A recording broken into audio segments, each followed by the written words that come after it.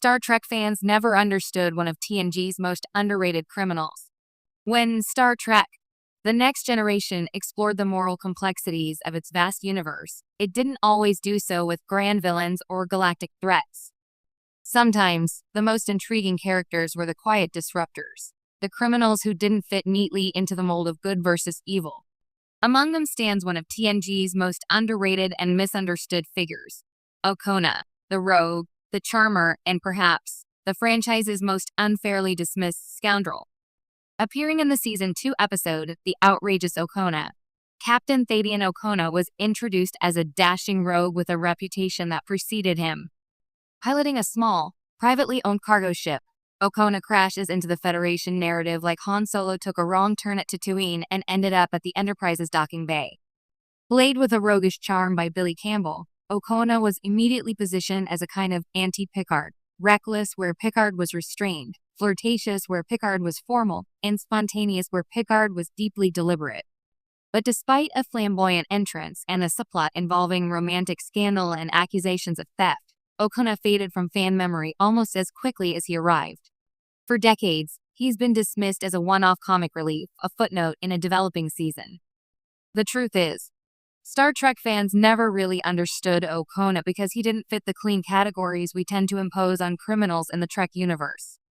The charming criminal in a world of order. TNG operates within the highly structured and utopian framework of the Federation. Criminals in this setting are usually clear threats, Ferengi con artists, Cardassian agents, or alien parasites.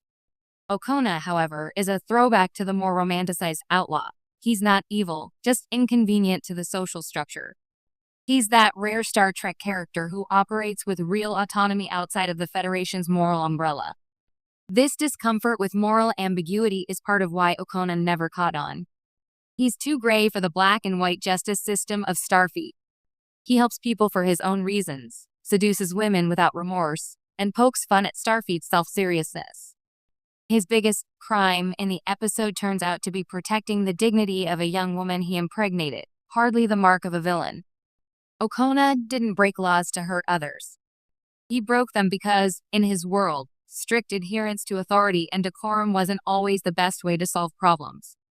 He was the embodiment of a theme Star Trek would explore much more deeply in characters like Quark on Deep Space Nine or Rios and Picard, the idea that sometimes being good means bending the rules. The comedic side that distracted from his depth. One reason Okona never landed with fans is that the episode surrounding him is tonally jumbled. While Okona navigates a love triangle worthy of a Shakespearean farce, Data is often his own subplot learning about comedy from Joe Piscopo's holographic stand-up tutor. The episode tries to draw a connection between Okona's natural humor and charm and Data's struggle to understand human laughter. But the juxtaposition mostly detracts from both characters, leaving Okona's more layered moral arc obscured by holographic punchlines. What fans missed in the distracted storytelling was that Okona actually is the kind of person Data wants to understand. Someone spontaneous, unpredictable, and deeply human. That's a strong narrative link that got buried in awkward pacing and an overlong comedy routine. If you watch the episode again with that in mind, you see that Okona isn't just the funny guest star. He's the human chaos that highlights what TNG often glosses over. Not everyone fits in the Federation, and not everyone should. A legacy that came back in the strangest way. Okona's legacy didn't vanish completely. In a surprising twist, he reemerged in 2022's animated series Star Trek. Prodigy, now older, grayer, and still navigating the edges of legality and morality. This reappearance confirmed something longtime viewers suspected. Okona wasn't a joke. He was a survivor. A relic of a different kind of space storytelling. His character aged into something more profound. A reminder that the galaxy has always had room for people who exist between the cracks of utopia. That return gave new light to his TNG origins. The criminal who once flustered the Enterprise crew was never really a threat. He was a challenge to their assumptions, to their procedures, and to the viewer's expectations of what a Star Trek episode should be. If the Prime Directive is sacred, Okona is its irreverent mirror, a man who lives by his own directive, and sometimes it works out just fine. Final frontier for a forgotten scoundrel. In the end, O'Connor's underappreciation says Les was criminal, yes, but not villainous. In his short time,